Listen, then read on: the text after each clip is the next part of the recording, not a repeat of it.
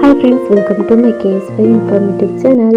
ಯಾರಾದರೂ ನನ್ನ ಚಾನಲ್ನ ಸಬ್ಸ್ಕ್ರೈಬ್ ಮಾಡೋದನ್ನು ನೋಡ್ತಾ ಇದ್ದರೆ ಪ್ಲೀಸ್ ಸಬ್ಸ್ಕ್ರೈಬ್ ಮಾಡ್ಕೊಳ್ಳಿ.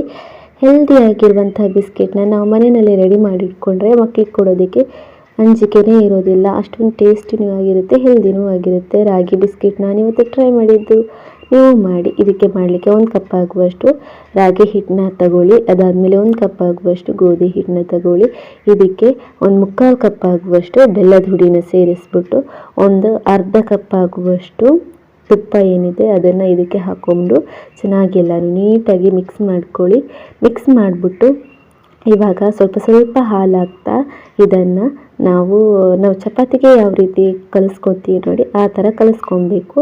ಕಲಿಸ್ಕೊಂಡು ಇದರಲ್ಲಿ ಸಣ್ಣ ಸಣ್ಣದಾಗಿ ಉಂಡೆ ತೆಗೆದ್ಬಿಟ್ಟು ಬಿಸ್ಕೆಟ್ ಶೇಪ್ ನಾವು ಮಾಡ್ಕೊಬೇಕು.